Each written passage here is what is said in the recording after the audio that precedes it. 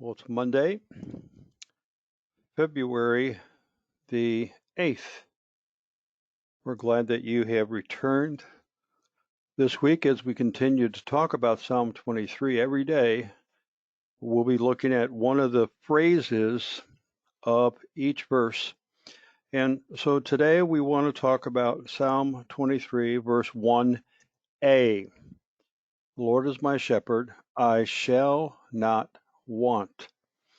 Now that might seem a very simple phrase, but let's kind of pull it apart. And if you haven't noticed by now, what I'm doing when I look at the phrases is pulling the phrase apart word by word or verb phrase by verb phrase, explaining it and then putting it back together with some application. So notice, I shall not want. A want is the feeling of absence. It's a lack, a desire to have what I think I deserve. It is not a need, not a real need, but a felt need. And so the psalmist here uses the personal pronoun I. I shall not want.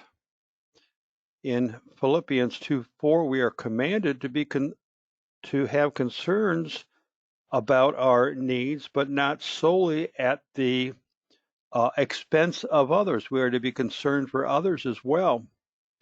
So the psalmist may have a genuine want or need down the road, but presently all of his needs and wants are being met. Note the future shall not. That's why I made the statement that I did. The psalmist is not saying he has a need now. His needs are being met. Because present needs are met, future needs are of little concern. Let me say that again. The psalmist is experiencing the provision of Jehovah. He is not lacking anything. He doesn't have a desire for anything. He is content. He is satisfied. And because of that confidence and position he is in, he's not worried about the future. He's not worried about tomorrow.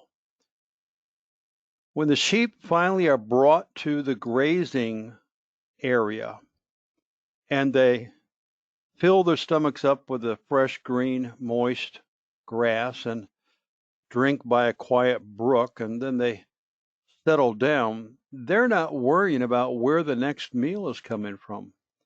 The shepherd, as the psalmist will say later on, has set the table in the presence of their enemies, the wolves and the bears and what have you.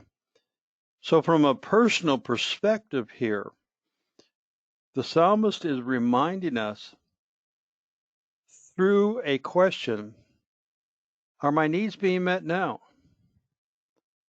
My real needs, not my desires, not what I want because of jealousy or envy or thinking I deserve, that mentality that is so prevalent in our culture today.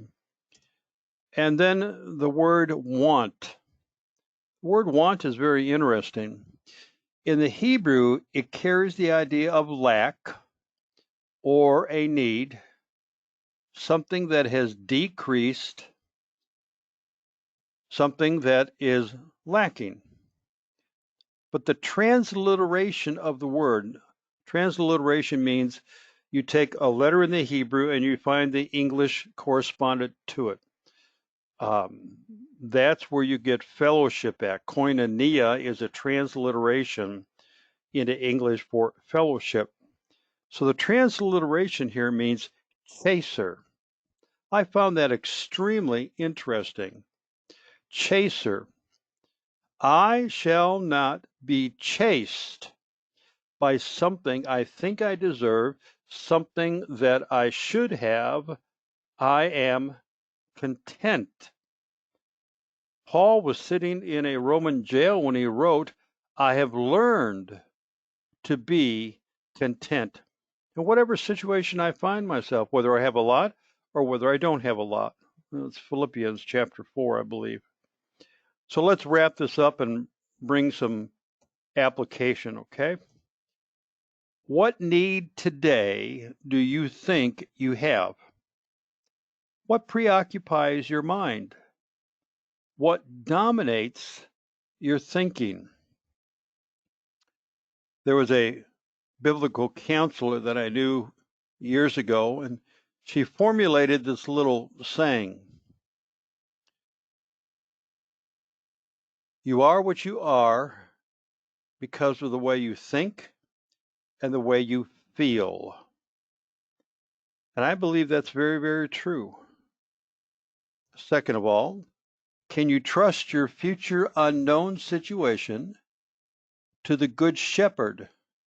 Because up to this very moment, all of your needs have been met. Yeah, but what about tomorrow? Jesus says all of your worry and anxiety cannot add 1 cubit to your height. He commands us not to worry about tomorrow. He points us to the illustration from nature, how the lilies, as beautiful as they are, and the birds of the heaven are taken care of by God. See, if I can't trust the shepherd for the unknown situation, then that's exactly what's going on. My fear is putting a tremendous thunderstorm over my trust and confidence in my shepherd. The sheep have utter confidence in the shepherd. They have been satisfied through his leadership. They have enjoyed the cool waters. They have enjoyed the abundance of green grass. They don't have to worry about the unknown. Third, rest in the knowledge that your concerns about future unknowns are already on God's personalized calendar with the date and how he will supply that need. We don't know what the future holds. We are not omniscient, but God is. So I need to rest in the knowledge that whatever concerns that I might have, God already knows what those concerns are. And on Rick Thomas's personalized calendar in heaven that God is keeping in his possession, he has recorded what the need is.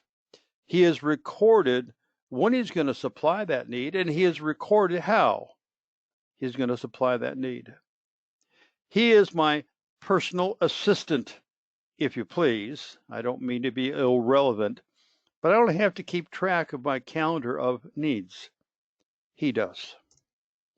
And then finally, trusting the Good Shepherd can help you walk in peace and safety and not be chased by the unknown, fearful future. Sheep don't worry, they trust and they follow. The Lord is my shepherd. I shall not be chased, but by what I cannot see or what I think I deserve. Why? Because the Lord is my shepherd. And he has proven so faithful to me, I don't need to want anything. All of my needs, according to Paul in Philippians, will be supplied to me through Jesus Christ. Well, I hope you'll tune in tomorrow as we go into Psalm 23, verse 2a, the first phrase that is there. Thank you for tuning in. Other broadcasts are available as well at our YouTube channel. We'll see you tomorrow, Lord willing.